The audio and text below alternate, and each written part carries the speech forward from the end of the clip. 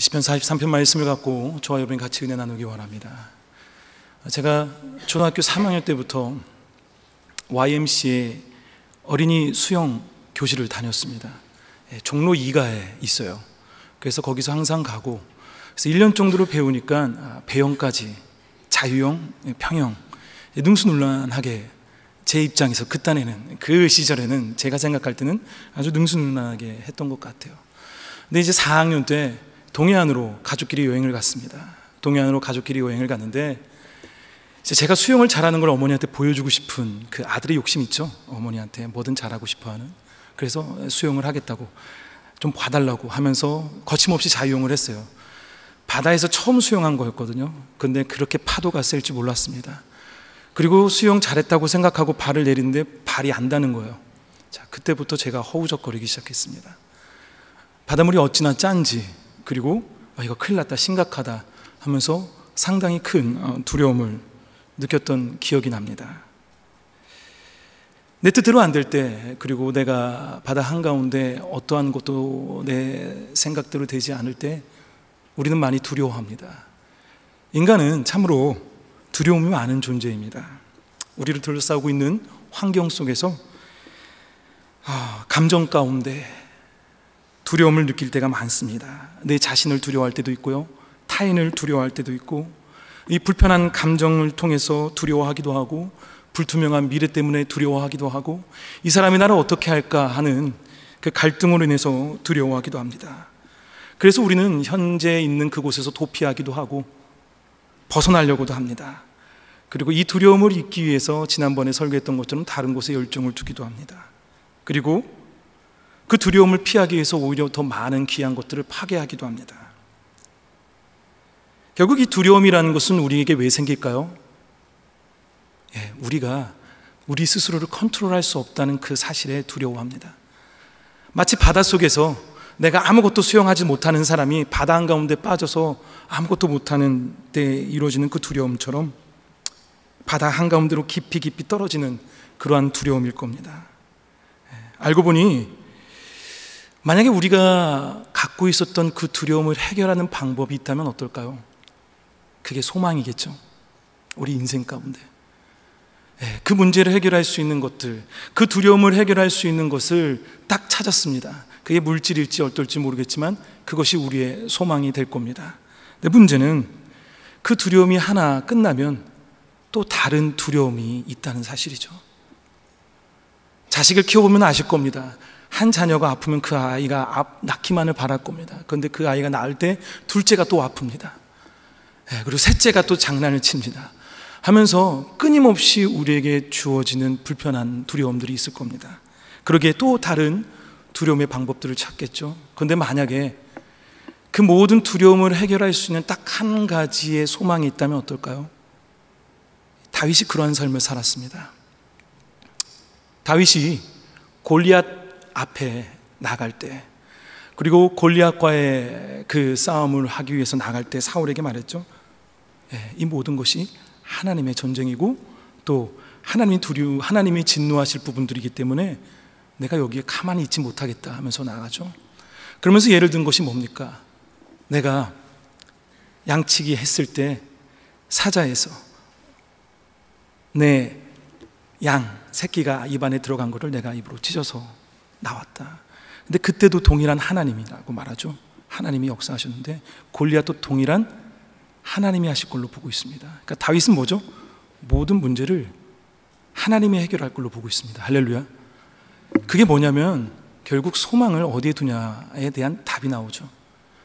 우리가 다른 곳에 소망을 두면은 어떤 그 하나의 문제는 해결할 수 있겠죠. 그렇지만 우리가 태어나고 우리가 죽고 우리가 창조되어지고 우리가 하나님의 놀라운 뜻 안에서 살아간다는 그 믿음을 알고 있다면 우리가 소망을 두어야 될 것이 달라질 겁니다. 그리고 그 소망을 하나님께 둔다면 우리가 앞으로 저와 여러분이 살아가는 인생의 길들이 분명히 달라질 겁니다. 확실하게 달라질 겁니다. 오늘 본문은 바로 우리가 소망을 두어야 할 분이 하나님이심을 말하고 있습니다. 내 영혼아, 내가 어찌하여 낙심하며 어찌하여 내 속에서 불안해하는가? 너는 하나님께 소망을 두라. 그가 나타나 도우심으로 말미암아 내가 여전히 찬송하리로다. 결국 이 시의 내용을 보게 되면요, 이 시인의, 이 저자의 갈등이 보입니다. 1절을 볼까요? 하나님이여 나를 판단하시되 경건하지 아니한 나라에 대하여 내 송사를 변호하시며 간사하고 불의한 자에게서 나를 건지소서. 이게 뭐냐면 지금 억울하게 송사를 당한 겁니다. 지금 자기가 억울한 상황이 생겼어요. 그런데 그 억울한 혐의를 해결하기 위해서 하나님께 지금 매달리고 있습니다. 왜냐하면 자신의 힘으로는 그것을 해결할 수 없어요. 그리고 그렇게 억울하고 힘들게 하는 그 대상이 2절에 나옵니다. 주는 나의 힘이 되신 하나님이시거늘 어찌하여 나를 버리셨나이까? 내가 어찌하여 원수의 억압으로 말미암아 슬프게 다니나이까? 원수의 억압으로, 자기를 힘들게 하는 어떠한 존재가 있다는 거죠. 그리고 1절에도 나오죠. 경건하지 아니한 나라에 대하여. 하나님을 알지 못하는 존재가 지금 자기를 이렇게 힘들게 하고 괴롭게 하고 오해를 일으킨다는 거죠. 어찌 보면 세상에서 우리가 피부로 느끼는 삶의 터전에서 나오는 억울함일 수 있습니다. 내가 열심히 살았는데 또 안 좋은 결과를 얻게 된다든지, 내가 이렇게 열심히 살았는데 갑작스럽게 건강에 문제가 생겼다든지, 여러 가지 내가 이렇게 열심히 그 사람을 도와주려고 했는데 오해를 받았다든지, 내가 열심히 성실히를 해서 그걸 얻어야 되는데 갑작스럽게 낙하산이 등장하면서 다른 사람이 그것을 채갈 때, 이 모든 부분들이 억울할 겁니다. 자, 이들은 거짓말로 사람을 속이고 사치하고 이득을 취하는 존재일 수도 있죠. 근데 더 나아가서는 그러한 부분들이 보이지 않음에도 우리는 두려워할 때가 많다는 거죠. 하나님의 사람으로 살지 못하게 하는 유혹들이 사방 가운데 있을 때, 그리고 그 사단의 세력 가운데 우리가 놓여져 있을 때 우리는 그 안에서 깨어있지 않으면 두려워할 수밖에 없습니다. 그 미래의 불투명으로 인해서요. 그러면서 곧바로 3절을 통해서 보면은 이 시인이 탄식을 합니다. 주의 빛과 주의 진리를 보내시어 나를 인도하시고 주의 거룩한 산과 주께서 계시는 곳에 이르게 하소서. 어찌하여 나를 버리셨습니까? 나를 제발 도와주옵소서 말합니다. 내 보호와 내 피난처 되시는 이가 하나님이라는 거죠. 여러분의 소망이 되시고 여러분의 보호 되시고 여러분의 피난처 되시는 분이 하나님이십니다. 우리가 세상을 향해서 바라볼 때, 뉴스를 바라볼 때 얼마나 울분이 나오는 게 많습니까? 살아가면서 얼마나 분노를 일으키는 것들이 많습니까? 그 가운데서 정말 하나님이 도와주지 않으면, 하나님이 함께하지 않으면 우리가 아무것도 할 수 없다는 그 마음들이 지금 이 시인의 고백과도 같이 저와 여러분의 고백이 될 거라고 믿습니다. 오히려 이 탄식은요, 하나님께 원망하는 것이 아닙니다. 오히려 내가 여전히 하나님을 신뢰한다는 거죠. 내가 신뢰하기 때문에 하나님께 부르짖는 거죠. 내가 신뢰하지 않으면 뭐죠? 하나님께 부르짖지도 않습니다. 하나님을 찾지도 않습니다. 근데 왜 찾죠? 하나님이시니까. 하나님이시니까.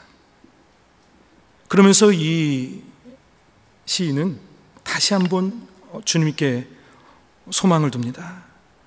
4절을 보면 내가 하나님의 제단에 나아가 나의 큰 기쁨에 하나님께 이르리이다. 하나님이여, 나의 하나님이여, 내가 수금으로 주를 찬양하리이다. 자, 뭐냐면 내가 오직 하나님만을 신뢰하겠다는 거예요. 내가 온전히 하나님 앞에만 예배를 드리겠다는 겁니다. 내가 어떠한 것도 소망을 보지 않고 어떤 다른 것에 눈을 두지 않고, 내가 지금 이 순간 나에게 억울하고 내가 정말 힘들어하는 이 상황 가운데서도 나를 해결할 수 있는 이 모든 것을 온전하게 이끄실 분이 하나님이심을 알고 내가 그분께 기도하겠다는 거예요. 내가 그분께 예배드리겠다는 겁니다. 내가 그분 앞에 전에 나아가서 내가 주님을 찬양하겠다는 겁니다. 뭐죠? 믿음의 찬양을 드린다는 거죠. 그러면서 5절을 우리가 읽었던 부분이죠. 어찌하여 내가 낙심하냐? 내 스스로에게 얘기하는 겁니다. 내가 뭘 갖고 낙심하냐? 내가 왜 불안해하느냐? 너는 하는 게 이제 자기 자신을 얘기하는 거예요. 하나님께 소망을 두라. 그가 나타나심으로 도우심으로 말미암아 내 하나님을 여전히 찬송하리로다 하면서 그 소망을 하나님께 두는 고백을 갖고 있습니다. 이 시편 43편은 42편과도 똑같죠. 42편 5절에도 42편 11절에도 동일하게 나옵니다. 내 영혼아 내가 어찌하여 낙심하며, 3번은 동일하게 나오죠. 그러면서 그 소망을 하나님께 둔다고 말합니다. 근데 이 시의 고백은요, 단지 한 사람에게만 국한된 것이 아니에요. 단지 그 시대에만 국한된 것이 아닙니다. 바로 저와 여러분이 살고 있는 오늘 이곳에서도, 그리고 저와 여러분이 처해 있는 그 환경과 그 상황 가운데서도 우리에게 주는 메시지가 귀합니다. 우리는 억울할 때가 있습니다. 그렇죠? 정말 억울할 때가 있죠. 어떤 억울한 사람은 진짜 그 사람 만나기를 기다리면서 식칼을 갖고 다닌다고 합니다. 정말로 그 분노가 있기 때문에 우리는 늘 그 가운데도 두려워합니다. 절망적이기도 하고 희망이 보이지 않아서 결국 내 자신의 목숨을 끊기도 합니다. 이는 하나님을 믿는 저에게도 동일한 게 주어지는 상황입니다. 결국 그러한 가운데 여러분이 지금 두려워하는 부분이 있다면 여러분들이 지금 낙심할 겁니다. 여러분은 기도 못합니다. 결국 하나님께 소망을 두는 것보다 지금 여러분이 현실에 처해진 두려움이 더 크다면요, 하나님을 못 찾습니다. 기도하지 못합니다. 그리고 우리에게 소망이 없다는 것은 결국 하나님을 놓쳤거나 잃어버렸다는 사실이겠죠. 자, 그러면 하나님께 소망을 두라는 그 소망이 뭘까요? 하나님께 소망을 두라는 그 소망이 뭘까요? 간단하게 이렇게 말하고 싶습니다. 뭐냐면 우리가 생각하는 소망과는 다르다는 거예요. 결국 우리가 우리가 바라고 우리가 원하는, 우리가 소원하는 거와 하나님이 주신 소망은 다릅니다. 우리가 하나님 앞에 소원을 두는 것이 아니에요. 주님 이것만 해결되게, 이렇게 되게, 이것이 아니라는 거예요. 하나님께 소망을 둔다는 것은. 성경에서는 하나님께서 우리에게 약속을 주십니다. 성경을 통해서 보면 언약이라고도 하죠. 많은 성경에 나와 있는 그 인물들에게, 신앙의 선조들에게 하나님께서는 동일하게 소망을 줍니다. 그런데 뭐냐? 하나님의 전적인 하나님의 계획에 대해 이루어진 소망을 주십니다. 너희가 원하는 게 뭐니? 라는 게 없어요. 간단하게 창세기를 볼까요? 창세기를 보면 뭐죠? 아브라함은 자기가 나이가 들었기 때문에, 아내 사라가 나이가 들었기 때문에 원하지 않았어요. 근데 뭐죠? 내가 사라를 통해서 아들을 주리라. 피식 웃었죠. 그런데 우리가 생각하지 못하는, 아브라함이 생각하지 못하는 그 소망을 하나님께서는 주셨습니다. 그리고 뭐죠? 그것이 시간이 지나서 이루어졌습니다. 아브라함에게 말합니다. 너의 너의 후손들이 큰 축복을 받을 것이라는 것을 소망을 줍니다. 그리고 그들이 애굽 땅에 갑니다. 애굽 땅에 가서도 소망을 줍니다. 그들이 광야에 있습니다. 광야에서도 뭐죠? 가나안 땅이라는 소망을 줍니다. 그들에게 또 소망을 줍니다. 그리고 결국 나라가 이루어집니다. 나라가 망했습니다. 그럼에도 또 소망을 주십니다. 남은 자들이 있을 것이다. 시온이 회복될 것이다. 더 궁극적인 소망, 이 모든 것을 구원할 메시아가 있을 것이다. 뭐죠? 우리의 계획이 아닌 하나님의 전적인 계획을 우리에게 말씀하십니다. 그들이 기다립니다. 누가복음을 통해서 보게 되면은 예수 그리스도가 태어나는 것을 끝까지 기다리는 자들도 있었습니다. 성령의 인도하심 가운데서 예수님이 어렸을 때 그것을 보고 기도하고 성령이 기다리라는 그 소망을 갖고 메시아를 기다린 사람도 있었습니다. 자, 그리고 또 기다렸습니다. 뭐죠? 예수님도 기다리셨습니다. 그 때를.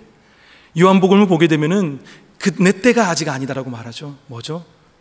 결국 우리를 위해서 십자가에 돌아가시고 부활하실 그 소망을 예수님은 품고 이 땅에 오셨고 그 소망 가운데 움직이셨습니다. 그리고 결국 그 소망이 실현됐습니다. 할렐루야. 그렇죠? 부활하셨죠. 그리고 또 우리에게 약속합니다. 우리가 원한 것이 아니에요. 성령을 받으라.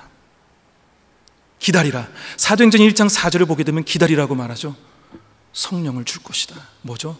소망이죠. 자, 성령을 받았습니다. 거기서 끝나는 것이 아니에요. 온 유대와 사마리아 땅끝까지 이르러 내 증인이 되리라. 소망이죠. 자, 거기서도 끝난 것이 아니에요. 뭐죠?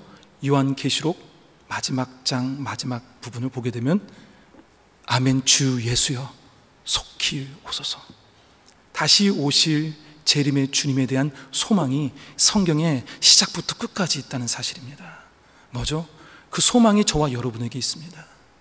그 소망이 저와 여러분이 두려워하고 저와 여러분이 힘들어하는 그 이상의 위치에 있다는 거죠.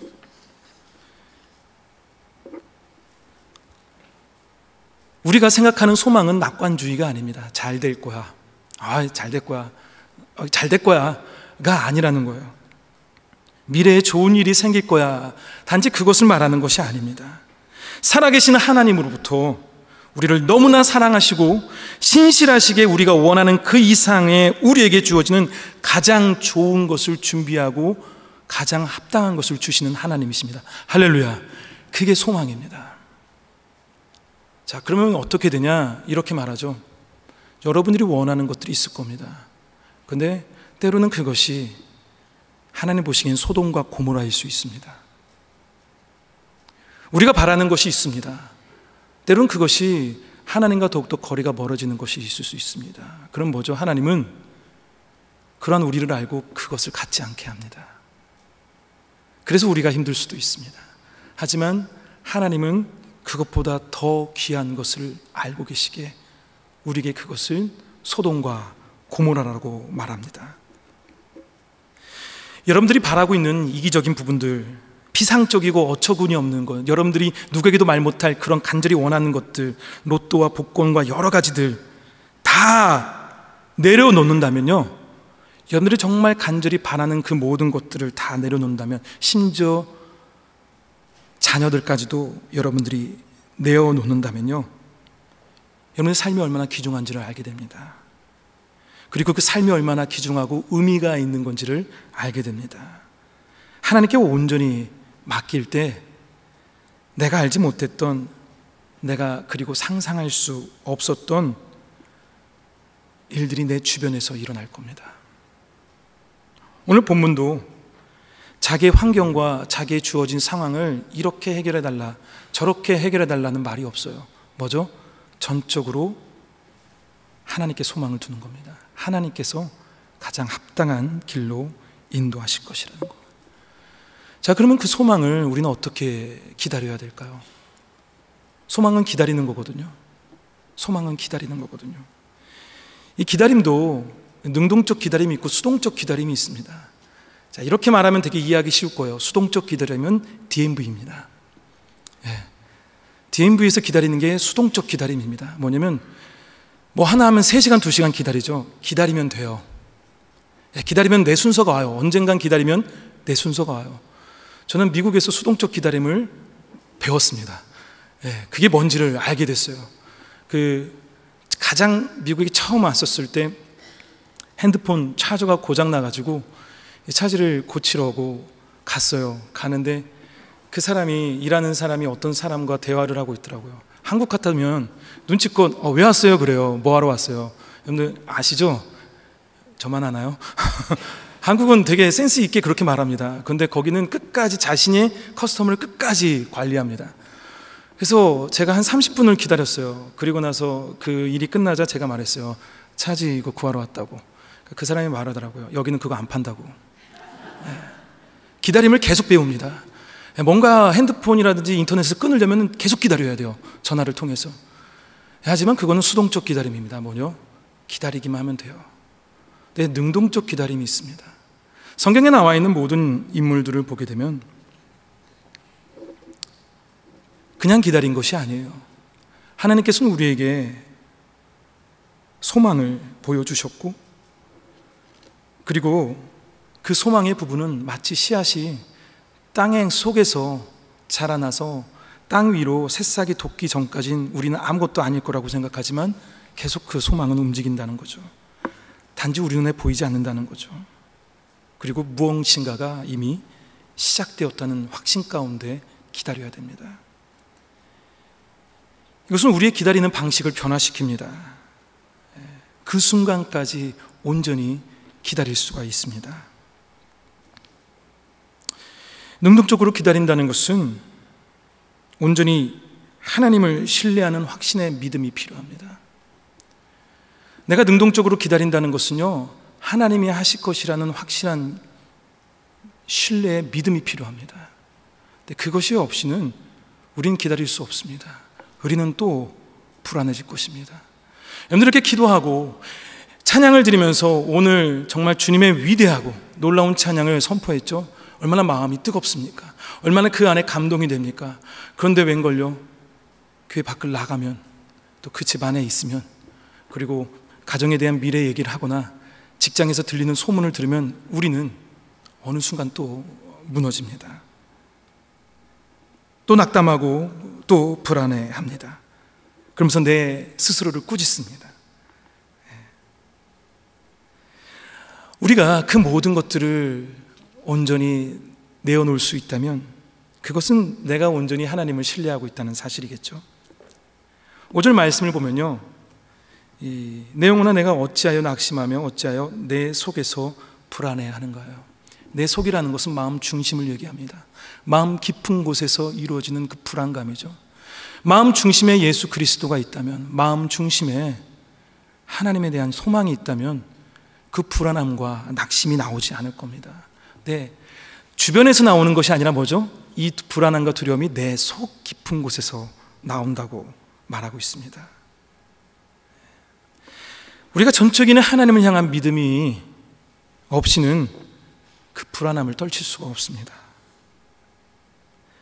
그리고 자기를 구원해 주시는 하나님을 내가 찬양할 수가 없습니다. 고백할 수가 없습니다.